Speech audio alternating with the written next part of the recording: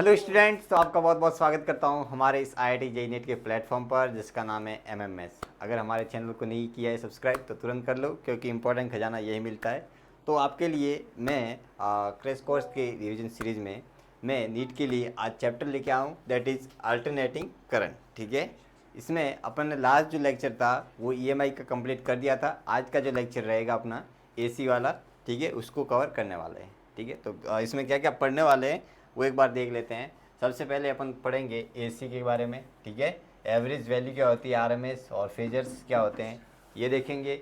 और फेजर अपन सर्किट देखेंगे तीनों के लिए, रेजिस्टिव सर्किट, कैपेसिटिव सर्किट और इंडक्टिव सर्किट, है ना, तीनों के लिए देखेंगे अपन। फिर बाद में सीरीज LCR पढ़ेंगे, वहाँ पे रेजोनेंस अपन सारी चीज़ें देखेंगे। और लास्ट में LC ऑसिलेशन ट्रांसफॉर्मर लास्ट में पढ़ के आज का जो लेक्चर है वो अपन कंप्लीट कर देंगे। ठीक है, तो बिना टाइम वेस्ट किए आज का जो लेक्चर शुरू करते हैं। ठीक है, देखो इसका जो वेटेज है 2021 में तो काफ़ी अच्छा था। ठीक है, लेकिन ऑन एन एवरेज अगर 2023 की बात करो तो 25 क्वेश्चन ओवरऑल शिफ्ट में आए हुए हैं। ठीक है, तो मिनिमम एक क्वेश्चन आपको ये आकर दिख ही जाता है। तो ओवरऑल EMI और AC का अगर देखें तो 12 से 16 नंबर आपको ये दे देता है। ठीक है, तो इम्पोर्टेंट चैप्टर है, बिल्कुल पढ़ के जाना है। और बेसिक इसके बिल्कुल पढ़ के जाना है, जिसमें सबसे ज़्यादा जो टॉपिक सब टॉपिक की बात करो तो LCR सर्किट है, इसके ऊपर ज़्यादा क्वेश्चन आते हैं। फिर प्योर सर्किट है ना, प्योर जैसे कि रेजिस्टिव हो गया, कैपेसिटी हो गया, इंडक्टिव हो गया, ये तीनों हैं। ठीक है, और ट्रांसफार्मर के ऊपर भी आते हैं, LC ऑसिलेशन, और पावर फैक्टर के ऊपर अच्छे सवाल आते हैं। ठीक है, LR सर्किट, तो ये है, इनका काफ़ी वेटेज अच्छा है। ठीक है, तो इसको अपन अच्छे से आज कवर करने वाले हैं। ठीक है, शुरुआत यहीं से होती है। जैसे आपने देखा था AC जनरेटर, है ना, क्या होता है इसमें, मैंने आपको बताया था EMI के चैप्टर में कि वहाँ पे अपन जो फ्लक्स है वो तीन चीज़ों की वजह से चेंज होता है। और फेराडेज ने लॉ दिए थे कि अगर फ्लक्स चेंज हो रहा है, मैग्नेटिक फ्लक्स चेंज हो रहा है किसी लूप के थ्रू या कहीं से भी, ठीक है, तो वहाँ पे एक लूप में इंड्यूस EMF होता है। ठीक है, वहाँ पे इंड्यूस करंट प्रोड्यूस होता है ना, अपन को ये पता है सारी चीज़ें। तो यहाँ पे यही बात है कि अगर अपने पास ये कॉइल है ना, ये अपने पास एक कॉइल है जो इस मैग्नेटिक फील्ड में क्या कर रही है, रोटेट कर रही है। तो यहाँ पे एंगल चेंज हो रहा है ना, एंगल क्या हो रहा है, चेंज हो रहा है। तो एंगल चेंज हो रहा है तो यहाँ पे मैग्नेटिक फ्लक्स चेंज होगा। मैग्नेटिक फ्लक्स चेंज के कारण यहाँ पे एक इंड्यूस EMF आएगा जो यहाँ पे अपन को डिफ्लेक्ट करके दिखाती है ना, यहाँ पे इसी वजह से डिफ्लेक्ट करती है। ठीक है, एक बार इधर एक बार इधर, तो यानी कि इसकी जो नीडल है वो एक बार इधर आएगी मैक्सिमम पे, एक बार इधर आएगी। और इस मैक्सिमम EMF की अपन ने वैल्यू भी लिखी थी, आपको याद हो तो मैंने लिखाई थी NBA ओमेगा, है ना, ये लिखाई थी, जहाँ पे omega is angular frequency, A is area, and B is magnetic field, and N is number of turns. ठीक है, तो ये मैंने सारी चीज़ें यहाँ पे बता दी थी, है ना, लास्ट लेक्चर में। तो यहाँ पे वही है, यहाँ पे कंसेप्ट लग रहे हैं। तो यहीं से शुरुआत होती है AC करंट की, है ना। तो यहाँ पे इसमें AC करंट में उसके मैग्नीट्यूड के साथ साथ डायरेक्शन भी चेंज होती है ना, डायरेक्शन है वो कंटिन्यूसली चेंज होती है, और मैग्नीट्यूड भी दोनों चेंज होते हैं यहाँ पे। ठीक है, तो आगे बढ़ें, यही है। और देखो इसका जो ग्राफ बनता है वो ऐसे बनता है, बिल्कुल साइन की तरह। ठीक है, और ये अगर मैं बात करूँ यहाँ पे ये 90 पे, फिर 180 पे 0 होता है। एक बार के लिए इसको सही से अपन ड्रॉ कर देते हैं। ठीक है, ये अपने पास 90 पे मैक्सिमम, 180 पे 0, और तीसरी साइड पे ऐसे, है ना। तो ये होता है अपने पास एक साइन का ग्राफ। उसी तरीके से यहाँ पे करंट वेरी करता है, ठीक है, ओमेगा टी से। ठीक है, तो इसका जो अगर करंट क्या मैं अगर देखूँ एक फंक्शन, है ना, तो I is equal to I not sine omega T, ये फंक्शन होता है। ठीक है, सिमिलरली वोल्टेज के लिए भी यही होता है। ठीक है, तो यहाँ पे वही है। ठीक है, ओमेगा टी अपन को जानते हैं, ओमेगा यहाँ पे एंगुलर फ्रीक्वेंसी है जिसको अपन 2π/t लिखते हैं। ठीक है, तो यहाँ से अगर I की वैल्यू पुट करूँ तो I nought sine 2π/t into small T, है ना, ये हो जाएगा। अब आपको कहीं पे भी देख लो t इजिकल टू, मान लो कि t/4 पे देखना है, t/8 पे देखना है, t/2 पे देखना है, तो वैल्यू पुट करके आप निकाल सकते हो I की वैल्यू। ठीक है, अगर मैं बात करूँ यहाँ पे t is equal to I nought की वैल्यू पे, यहाँ पे आई नॉट है ना, ये अपने पास आई नॉट, बात समझ में आ रही है क्या, यहाँ पे ये क्या है, आई नॉट है। मैं यहाँ पे ये लिख देता हूँ आई नॉट, ये मैक्सिमम वैल्यू है, ये माइनस मिनिमम वैल्यू है। ठीक है ना, ये माइनस मिनिमम वैल्यू है। तो अगर यहाँ पे वैल्यू में पुट करता हूँ, है ना, मैक्सिमम कब हो जाएगा अपने पास, जब या तो जीरो हो साइन साइन की वैल्यू π/2 हो, है ना, तभी ये मैक्सिमम हो सकता है। और π/2 का हो सकता है, देखो अपने पास ओमेगा टी की वैल्यू π/2 हो, यानी कि ओमेगा की वैल्यू अपन जानते हैं कि 2π/t होती है। तो यहाँ से अगर मैं लिखूँ, अगर कलर चेंज कर देता हूँ, पाई से पाई कैंसिल और ये हो जाएगा अपने पास इस तरफ आ जाएगा, तो t = t/4, है ना। तो यानी कि इसको यहाँ से यहाँ तक जो टाइम लगता है वो कितना लगता है, t/4 लगता है। और यहाँ से यहाँ तक का t/8 लगता है, यहाँ से यहाँ तक का भी t/8 लगता है। तो t/8 और t/8 करोगे तो कितना हो जाएगा, t/4। यहाँ का भी t/4, यानी कि यहाँ का अगर मैं टाइम की बात करूँ वो लगता है अपने पास t/2, है ना। और पूरा अपने पास लगता है वो है t टाइम पीरियड, ठीक है ना। तो ये सारा डेटा है जो आपको याद रखना है, एक प्रकार से साइन के फॉर्म में आप याद रख सकते हो। तो यही ऐसे ही करंट वेरी करता है एक फंक्शनल के रूप में, है ना, यही था। तो अगर मुझे यहाँ पे जो कंसेप्ट है एवरेज और आरएमएस के, वो अगर मुझे निकालने, है ना, एवरेज और मुझे आरएमएस वैल्यू निकालनी है, ठीक है, तो वो कैसे लिखेंगे, इसके जो फॉर्मूले हैं सिंपल है। आपको क्या करना है, y का dx के साथ इंटीग्रेशन करना है, मुझे टाइम पीरियड जो भी दिया है यहाँ से यहाँ तक, ठीक है, और अपॉन में जो अपन को दिया है ना लिमिट, उसका डिफरेंस लेके 1 अपन करना है, ठीक है। तो अपन को वो जो चीज़ आएगी वो अपने पास क्या आएगी, एवरेज आएगी। और अगर बात करूँ मैं आरएमएस की, आरएमएस के केस में क्या हो जाएगा, सिंपल देखो, आरएमएस है ना, रूट मीन स्क्वायर। सबसे पहले आप क्या करो, स्क्वायर करो, है ना, उल्टा चलो यहाँ से, स्क्वायर फिर मीन करो फिर रूट करो। तो मैंने सबसे पहले क्या कर दिया, इसका स्क्वायर कर दिया फंक्शन का, फिर मीन कर दिया। तो मीन के लिए अब मुझे क्या करना पड़ेगा, इंटीग्रेशन और नीचे ये लिख दिया b - a 1 करके, ठीक है, ये मैंने लिख दिया y²। और फिर बाद में क्या कर दो आप, रूट ले लो, तो ये अपने कर दिया √, ठीक है। तो यही है ना। तो आप देख सकते हैं यहाँ पे आरएमएस, एवरेज और ये जो निकालने के दो फॉर्मूले बहुत ही इंपॉर्टेंट है। अगर आपको फंक्शन दिया है तो आप कैसे निकाल सकते हो, तो आपको बस मेथड ये याद होनी चाहिए, दो फॉर्मूले हैं, ठीक है, ये आप याद रख सकते हो, ठीक है। तो यहाँ पे मैंने निकाले हुए एक फुल साइकिल के लिए और एक हाफ साइकिल के लिए, दोनों के लिए आरएमएस वैल्यू और एवरेज वैल्यू निकाली है। तो अगर बात करूँ फुल साइकिल के लिए, जो एवरेज होती है वो ऑलवेज 0 होती है, ठीक है, फुल साइकिल के लिए। और अगर फुल साइकिल के लिए आरएमएस की वैल्यू देखता हूँ करंट की, तो वो होती है I0/√2, ठीक है, I0/√2, है ना, मैक्सिमम वैल्यू की 1/√2 टाइम्स होती है। और हाफ साइकिल के लिए देखूँ तो अपने पास जो आरएमएस वैल्यू तो वही रहती है ना, फुल साइकिल के लिए देखो या हाफ के लिए देखो, जो आरएमएस वैल्यू है वो तो सेम रहती है, बट जो एवरेज है वो चेंज हो जाती है। और वो कितनी निकल के आती है, 2I0/π, है ना, लगभग 606 इस टाइप का I0 रहती है ना।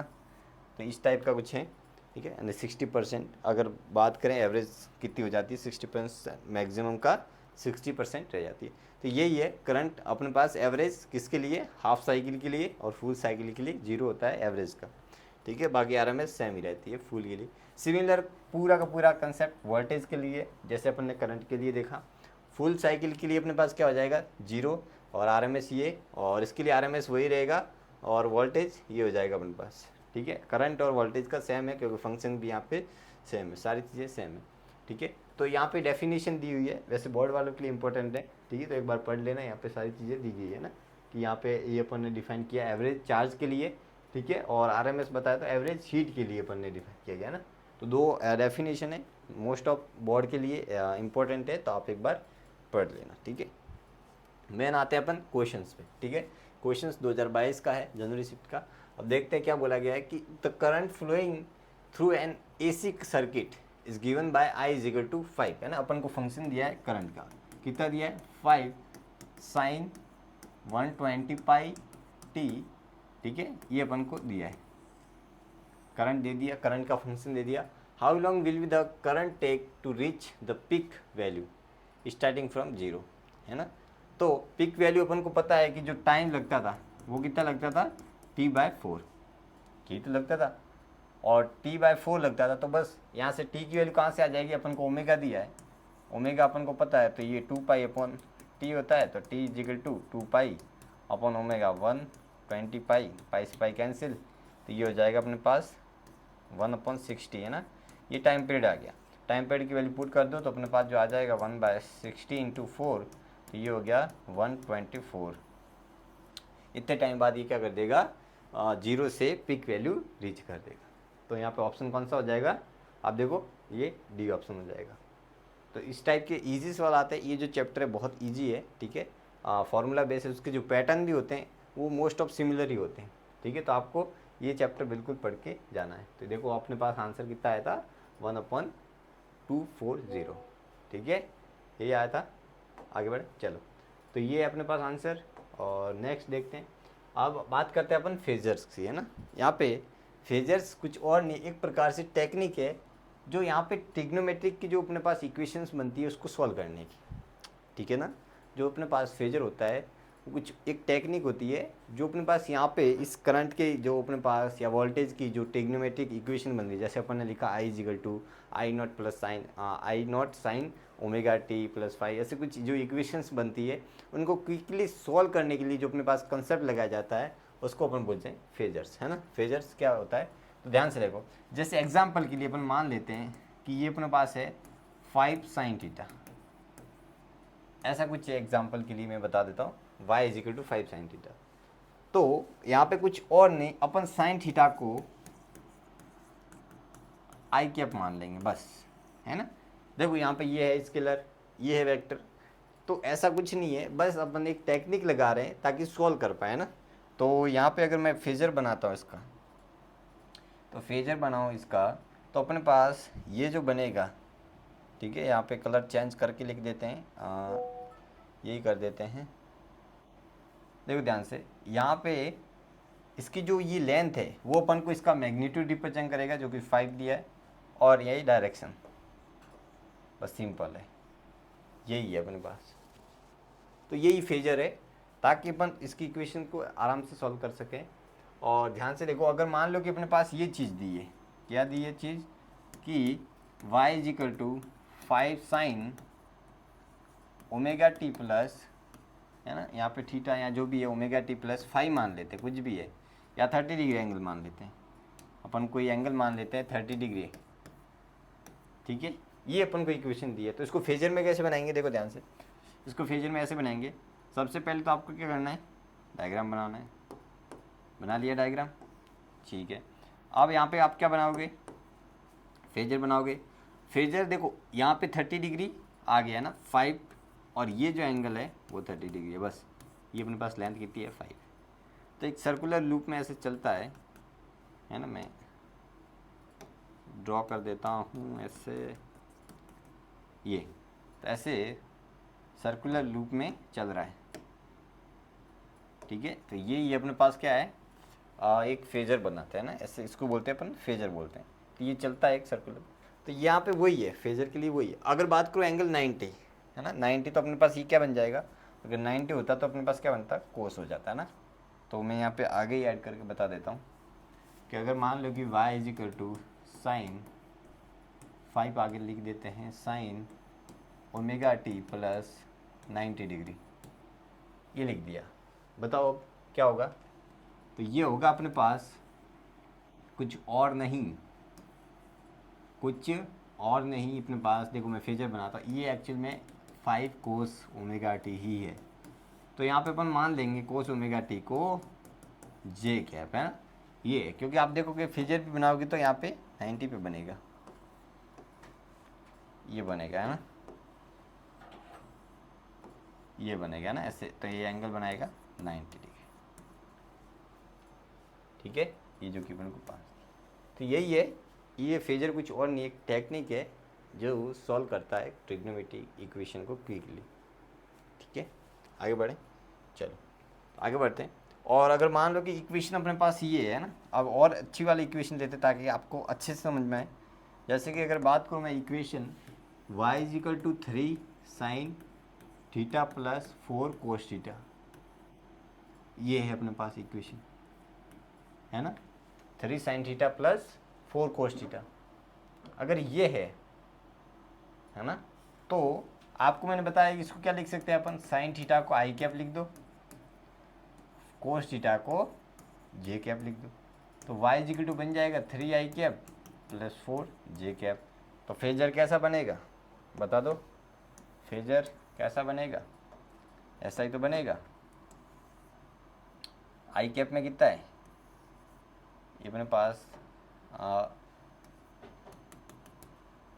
3 आई कैप और ये अपने पास बन जाएगा 4, है ना, 4 और ये 3 आई कैप। तो ये जो एंगल बना, ये एंगल कितना बनेगा बताओ, ये एंगल अपने पास बनेगा, देखो ये तो लाइन बनेगी अपने पास ऑब्वियसली 5 ही बनेगी, ठीक है, देख के पता चल रहा है, ठीक है। आप वो ट्रिग्नोमेट्री आइडेंटिकल्स लगा के यहाँ पे सॉल्व कर सकते हैं ना, आइडेंटिटी, ठीक है, कि 3 sin theta plus 4 cos theta की वाई की मैक्सिमम वैल्यू कितनी होगी, तो आप वो इनका दोनों का स्क्वायर करके रूट करके डिवाइड करते हो तो वहाँ पे एक फॉर्मूला बनता है ना।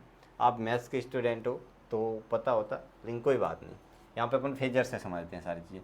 तो 5 हो जाएगा और ये एंगल देखोगे तो आप कितना बन जाएगा 4/3, tan 4/3 मतलब ये हो गया 53 एंगल, है ना, 53 डिग्री एंगल।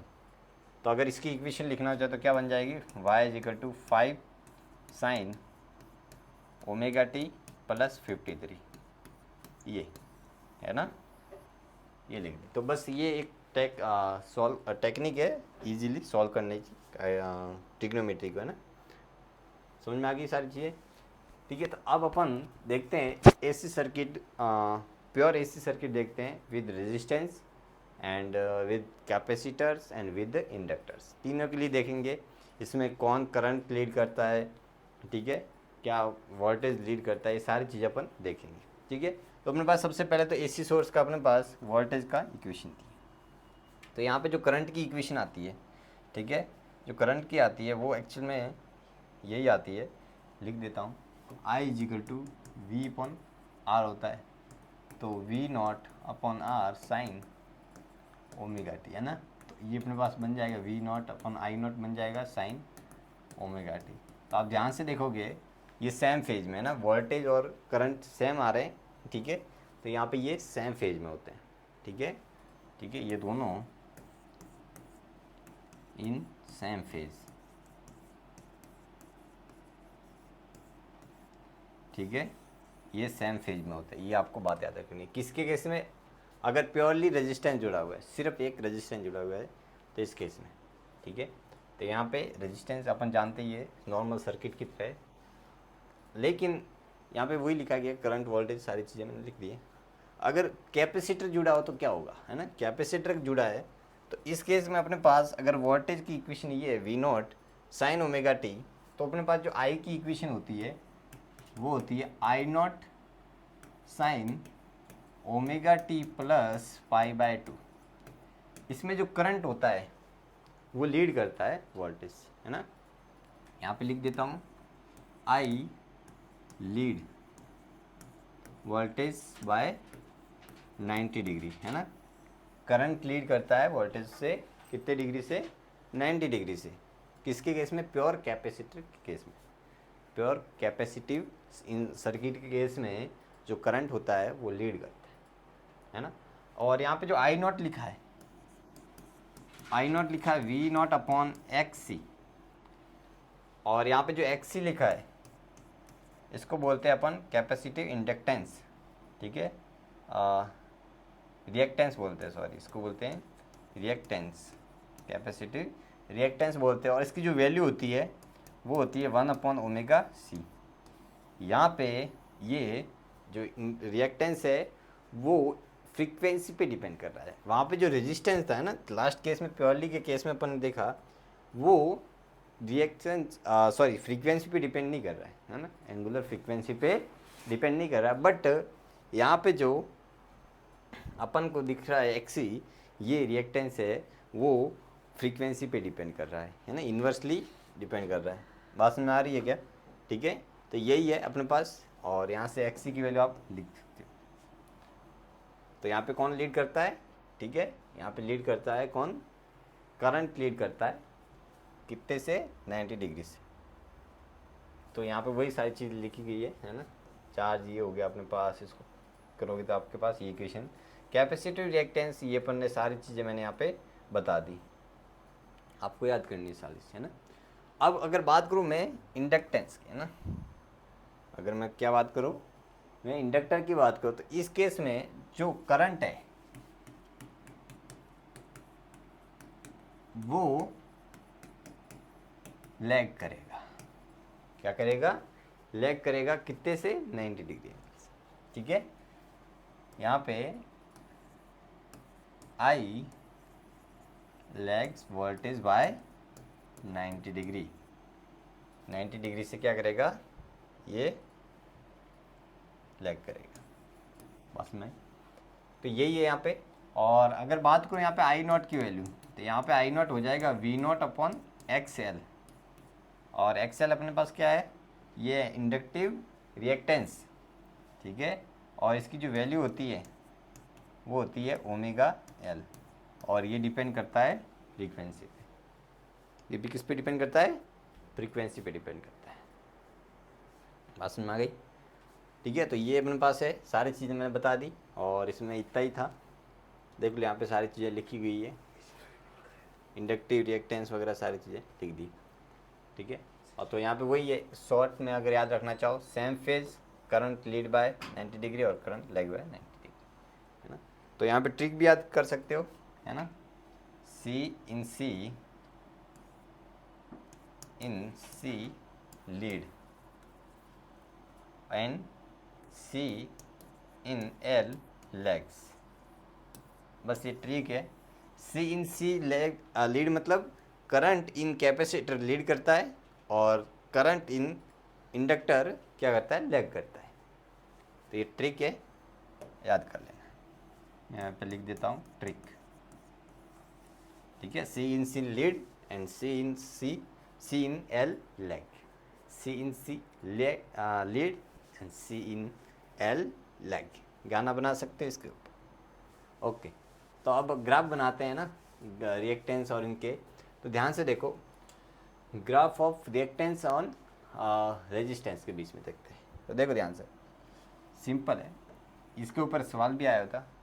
तो देखो रेजिस्टेंस के केस में तो ये सीन था, किसी पे ऊपर डिपेंड नहीं, फ्रीक्वेंसी के ऊपर डिपेंड नहीं करता है। ठीक है, ये फ्रीक्वेंसी के ऊपर डिपेंड नहीं करता। लेकिन अपन जानते हैं आर तो अपने पास आर ही होता है, लेकिन जो एक्स एल था वो ओमेगा एल था और एक्स सी था वो 1 ओमेगा सी था, है ना, यही तो था। बात में आ गई? ठीक है, तो ये आप ध्यान से देखो, एक तो यहाँ प्रोपोर्शनल थी, तो यहाँ से मैं अलग कलर से बना देता हूँ। ये तो जाएगा अपने पास सीधी लाइन और इसका कलर चेंज करके अपन ले लेते हैं गुलाबी। ये अपने पास ऐसे कटेगा। ठीक है, तो इस टाइप का ग्राफ बनता है इन तीनों का। ठीक है, फ्रीक्वेंसी के साथ। तो देखो यहाँ पे ये सवाल भी आए हुए, है ना, और करते हैं अब सवाल।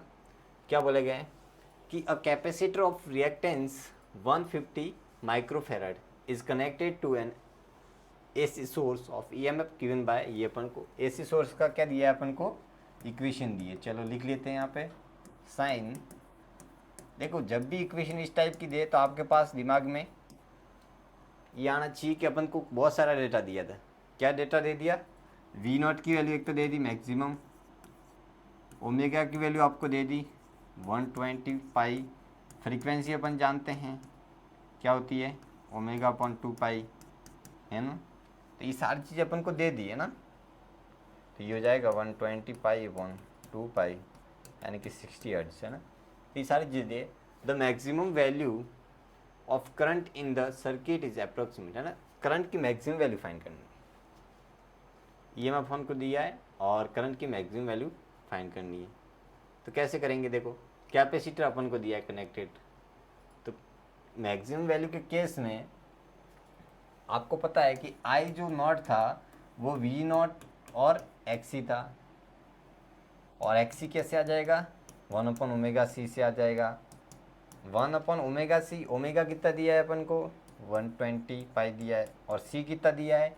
वो 150 माइक्रोफेराड दिया है। यहाँ से पुट करोगे तो आपके पास एक्सी आ जाएगा, एक्सी को यहाँ पर पुट कर देना, वी नॉट दिया है, करंट आ जाएगा। बहुत ही ईजी सवाल था। ठीक है, फॉर्मूला बेस है, तो ईजी, इतने ईजी सवाल आते हैं, बस आपको बेसिक पता होना चाहिए, है ना। कम से कम आप कभी भी जाओ एग्ज़ाम देने तो एक बार सिलेबस को पूरा रिवाइज करके जाओ, है ना। एक भी आपको चीज़ छोड़ के नहीं जानी है, ठीक है। बेसिक भी उसका क्लियर करके जाओ, बात में हमारी। तो इसका आंसर आ जाएगा अपने पास ये। तो ऐसे सॉल्व करना है, ठीक है। आगे बढ़े। इसका आंसर आता है 2 एम्पियर। चलो आगे बढ़ते हैं। अब अपन आते हैं LCR से, है ना, LRC सर्किट, ठीक है। इसको कैसे लिखेंगे, देखो इसमें बहुत सारी चीज़ें हैं। अपन को पहले तो AC सोर्स अपन को दिया है, तो कैसे लिखेंगे, देखो सबसे पहले अगर इसमें करंट लिखना चाहूँ, है ना, करंट, तब करंट लिखूंगा मैं I0 साइन ओमेगा टी। अब देखो यहाँ पे ना तो प्योर रजिस्टर है, ना प्योर इंडक्टर है, ना प्योर कैपेसिटर, तीनों। तो अपन अगर लिखना चाहें इन तीनों का, तो मुझे पता है कि यहाँ पे कोई ना कोई फेज डिफरेंस आ रहा होगा। फाई मान लिया, इनके सारे फॉर्मूले मैं बता दूंगा, है ना, लिखा देता हूँ। तो यहाँ पे जो फाई है, इसको फाई को फाइन करने का फॉर्मूला है, मैं यहाँ पे लिखा देता हूँ, tan inverse XC minus XL upon R। ये जो फॉर्मूले हैं ये बहुत ही इम्पोर्टेंट फार्मूले हैं, ठीक है। एग्ज़ाम में क्वेश्चंस में यूज में आ जाते हैं, आपको याद रखना है, ठीक है। तो ये अपने पास फाइन करने के लिए है। और भी बहुत सारी चीज़ें। अब I0 कैसे फाइन करें, मैक्सिमम करंट की वैल्यू कैसे फाइन करेंगे, तो देखो ध्यान से, करंट अगर मैक्सिमम मुझे निकालना है तो अपने पास वो होता है V0 अपॉन, यहाँ पे एक आता है Z, ठीक है। क्या आता है, Z। और इस Z को बोलते हैं अपन इम्पीडेंस। इम्पीडेंस, इस Z को क्या बोलते हैं, इम्पीडेंस। और इसकी जो वैल्यू होती है वो होती है R² plus XC minus XL का होल स्क्वायर, है ना, का अंडर रूट, है ना, होल अंडर रूट। ये अपने पास Z की वैल्यू होती है। ये फॉर्मूला आपको याद रखना है। तो यहाँ से आप वैल्यू पुट कर दोगे तो आपके पास I भी आ जाएगा। यहाँ पे पुट कर देना, आपके पास वैल्यू आ जाएगी। और यही बात अगर देखो ध्यान से, दोनों तरफ मैं √2 से √2 डिवाइड कर दूँ, सॉरी, है ना, डिवाइड कर दूँ, तो आपको पता है कि ये IRMS बन जाएगा। तो सिमिलरली ये अपने पास बन जाएगा IVRMS अपॉन Z। तो आप ये भी फॉर्मूला यूज़ कर सकते हो, जो रिक्वायरमेंट है जिस डेटा की, उनमें से आप फॉर्मूला यूज़ कर सकते हो, है ना। तो यही है इसमें जो इम्पोर्टेंट था। ये Z अपन ने लिख दिया, I0 लिख दिया, है ना, और R L C सारी चीज़ें अपन ने लिख दी, ठीक है। तो ये यहाँ पे सारी चीज़ें वैसे लिखी हुई है, मैंने एक बार बता दी। अब यहाँ पे एक टर्म्स आता है, दैट इज़ पावर फैक्टर, है ना, पावर आती है, ठीक है। तो इस पावर का जो फॉर्मूला होता है VRMS IRMS और कोस फाई, ठीक है। तो ये कोस फाई है, इसको अपन बोलते हैं पावर फैक्टर। और इसकी जो वैल्यू होती है बहुत ही इंपॉर्टेंट है ये, इसके ऊपर कई बार सवाल आए हुए, R/Z, R/Z, Z is the impedance, ठीक है। तो ये इम्पोर्टेंट है, यहाँ से आपको बिल्कुल ये फॉर्मूला याद रखने की ज़रूरत है। अब ये आता कैसे, वो थोड़ा सा इसके डेप्थ में जाते हैं। देखो अपन ने जो पढ़ा था अभी, क्या पढ़ा था, ये मान लो कि XC माइनस XL, एक बार मैं थोड़ा सा सही से बता देता हूँ। ये मान लो XC है और ये है अपने पास XL और ये है R, तीनों को मैंने फेजर लिख दिया यहाँ पे।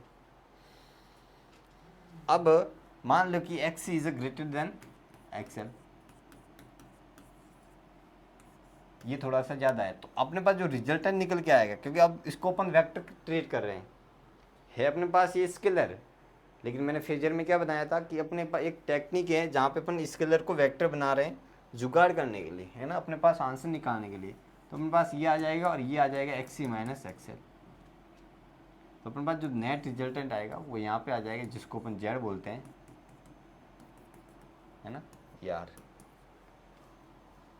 और यही है वो अपने पास फाई, यही है वो फाई, ठीक है, पास में आ गई, ठीक है। तो यही है, तो अपने पास यहाँ से 10 से निकाल सकते हो।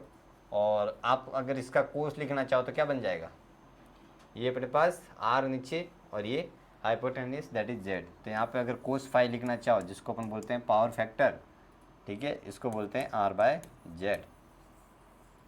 यहाँ से सारी चीज़ें आती है ना, जो यहाँ पे मैंने फॉर्मूले में लिखा है वो ऐसे आती है। ये फॉर्मूला कहाँ से आया मैंने आपको इसको डेप्थ में जाके बता दिया, ठीक है। अब आते हैं सवालों पे। क्या बोलता है सवाल कि series LCR circuit consist of R 80 ohm, ठीक है, और एल अपन को दिया है, एक्सी दिया है, सारी चीज़ें तीनों दी थी। इनपुट वोल्टेज ऑफ ये अपन को दिया है, ठीक है, और एम्पलीट्यूड ऑफ करंट बताना है।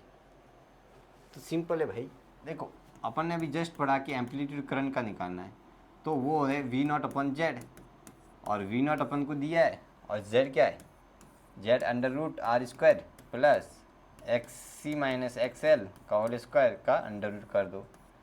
सारा डेटा दिया है, बना है, बस पुट कर दो, आपके पास आंसर निकल के आ जाएगा, है ना। तो ज़्यादा टफ सवाल नहीं आते, बस कुछ फॉर्मूले हैं वो आपको अच्छे से याद रखना है। और क्या है कि series LCR circuit is connected to AC source, ठीक है, कितने 220 वोल्ट से है ना, अपन को दिया।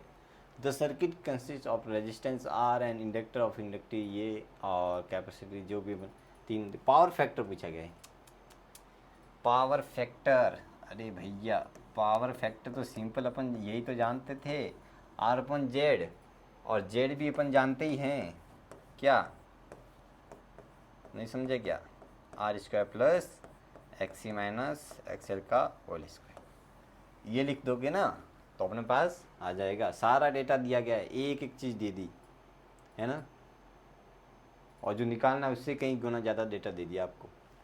तो आर दिया है, पुट कर देना, एक्स एल एक्स सी सारी चीज़ें दिए तो अपने पास निकल के आ जाएगा। बस यहाँ से कंपेयर करके एक्स की वैल्यू लिख लेना, है ना। देखो यही फॉर्मूला यूज़ किया इन्होंने भी, तो सवाल टफ नहीं आते हैं, ठीक है। और क्या बोला गया है 2023 का जनवरी वाला ये टाइम का ये सवाल है, in the series L R circuit.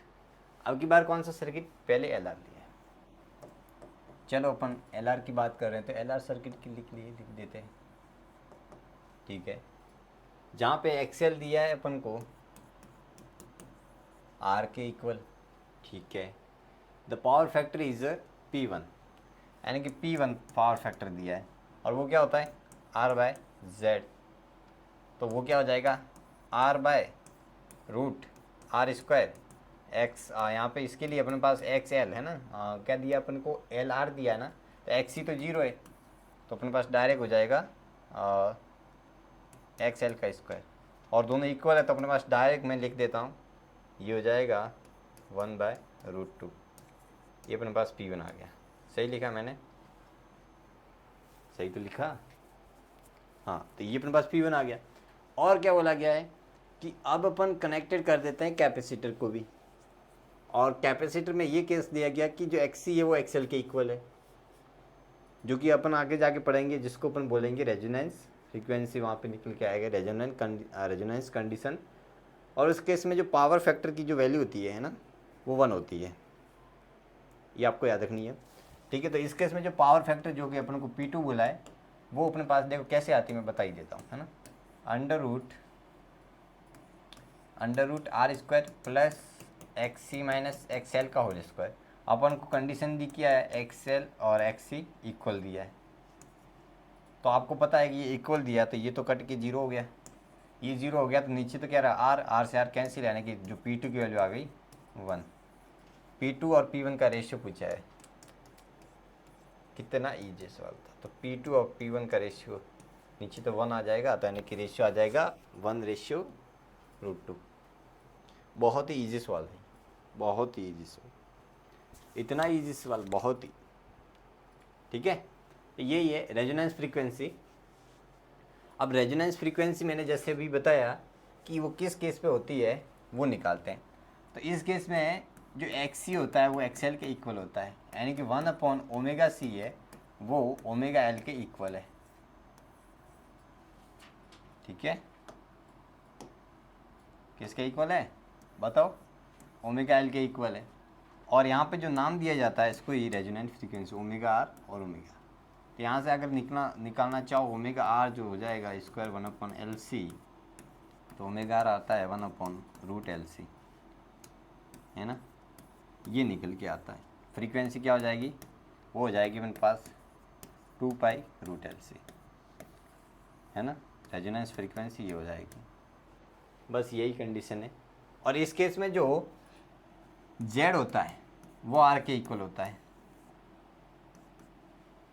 और ये जो Z होता है वो क्या होता है, मैक्सिमम होता है कि मिनिमम होता है, मिनिमम होता है ना, मिनिमम होता है। तो इस केस में जो रेजोनेंस फ्रीक्वेंसी, इसमें जो करंट की वैल्यू हो जाएगी, अगर रेजिस्टेंस कम हो गया तो करंट की वैल्यू मैक्सिमम हो गई,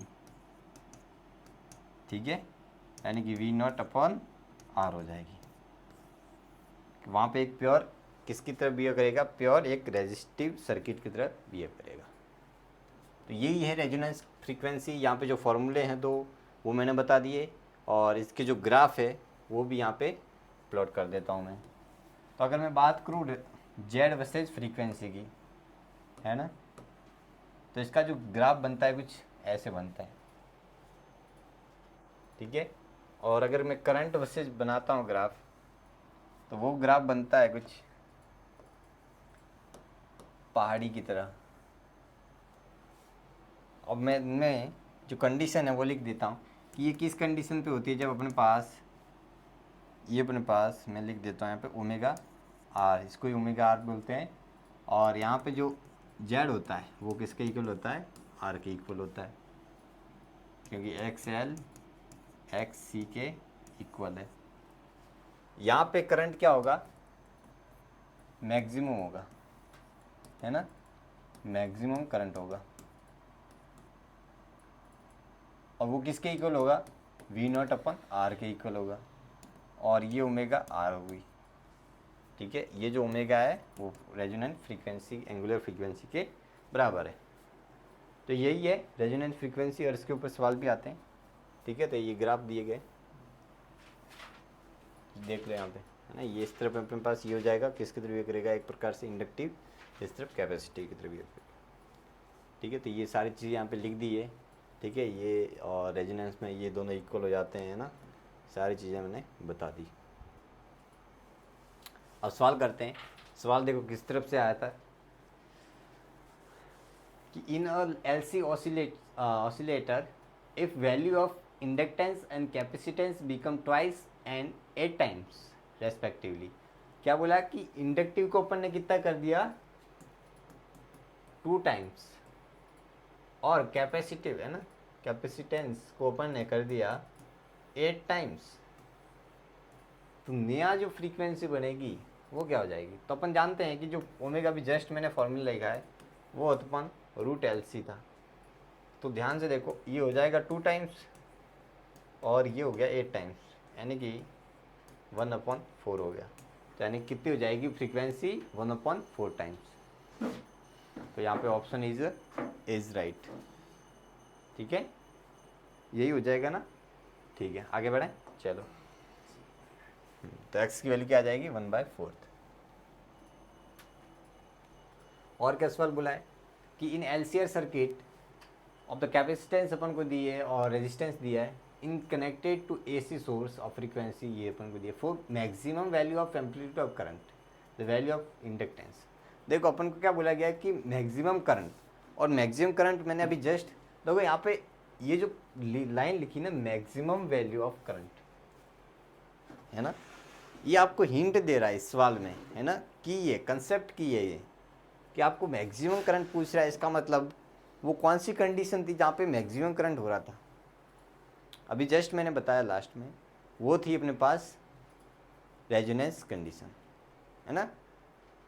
तो इसने इनडायरेक्ट वे में बोला है रेजोनेंस कंडीशन को, क्या बोल दिया इसने, रेजोनेंस कंडीशन ना बोल के इसने क्या बोल दिया, नहीं यहाँ पे XL XC के इक्वल बोला है, सिर्फ क्या बोला है कि मैक्सिमम वैल्यू ऑफ करंट। तो बस सवाल ऐसे घुमा देते हैं, है ना।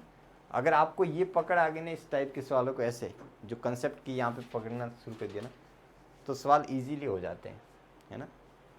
तो यही अपन को क्या बोला है, आई मैक्सिमम, यानी कि वही है। तो देखो कैसे करेंगे, यहाँ पे ओमेगा जो आर होता है वो अपन LC होता है √, दोनों तरफ स्क्वायर करूँगा तो omega R square is equal to 1/LC।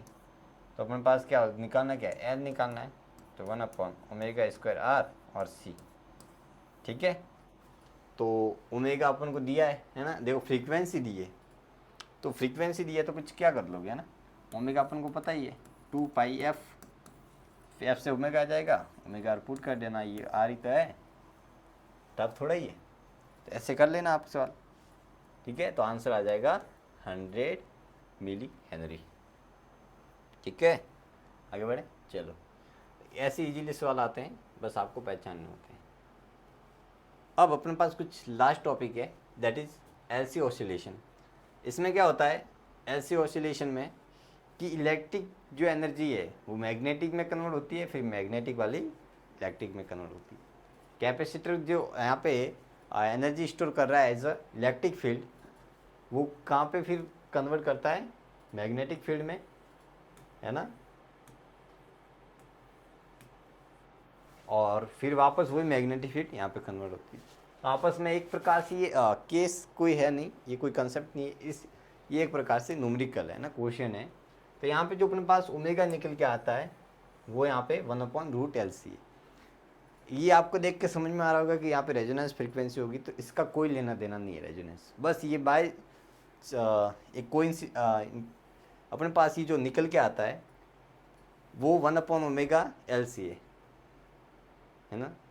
भाग्य से ये सेम टू सेम फार्मूला बन रहा है, इसका मतलब ये मत समझना कि ये अपने पास रेजोनेंस फ्रीक्वेंसी की कंडीशन है, ऐसा कुछ नहीं है ना। तो यही है, तो बस आपको याद रखना है कि ये किस ओमेगा आप पर निकाल सकते हैं। और अगर बात करो एनर्जी की, है ना, यहाँ पे तो 1 अपन जानते हैं कि चार्ज जो भी स्टोर हुआ है ना क्यू मैक्सिमम, तो वहाँ पे हो जाएगा Q0²/2C, और वो एनर्जी किस में कन्वर्ट हो जाएगी, 12LI², I0। तो अपने पास ये फार्मूला निकल के आता है। ठीक है, आगे बढ़ें, चलो। तो ये अपने पास लास्ट टॉपिक है, दैट इज़ ट्रांसफॉर्मर। ठीक है, इसका काम क्या होता है, ये क्या करता है, लो वोल्टेज को हाई में कन्वर्ट करता है और हाई वोल्टेज को लो वोल्टेज में कन्वर्ट करता है, जिसके नाम है कि स्टेप अप डाउन और स्टेप डाउन एसी वोल्टेज, है ना। ये ट्रांसफॉर्मर के नाम में दो टाइप के होते हैं, स्टेप अप ट्रांसफॉर्मर और step down transformer. Step up क्या कर देता है, वोल्टेज को इंक्रीज कर देता है, स्टेप डाउन वोल्टेज को डिक्रीज कर देता है। इसके कौन से प्रिंसिपल पर ये वर्क करता है, देखो यहाँ पे वो मैकेनिज्म समझते हैं। मान लो इसमें जो नंबर ऑफ टर्न्स है, जिसको अपन यहाँ पे बोलते हैं प्राइमरी कॉइल, है ना, प्राइमरी कॉइल बोलते हैं, और इसको अपन बोलते हैं सेकेंडरी कॉइल, सेकेंडरी कॉइल बोलते हैं। ठीक है, इसमें नंबर ऑफ टर्न N2 है। तो आप ध्यान से देखो कि जो वोल्टेज है वो नंबर ऑफ टर्न्स के प्रोपोर्शनल है ना, यहाँ पे ये, यानी कि जितने नंबर ऑफ टर्न्स ज़्यादा वहाँ पे वोल्टेज ज़्यादा हो जाएगा। तो अगर मुझे स्टेप अप बनाना है ना, यहाँ से वोल्टेज आ रहा है यहाँ पे देना आउटपुट के लिए, है ना। तो अगर मुझे स्टेप अप बनाना है तो यहाँ पे जो नंबर ऑफ टर्न है N2 वो ज़्यादा होना चाहिए।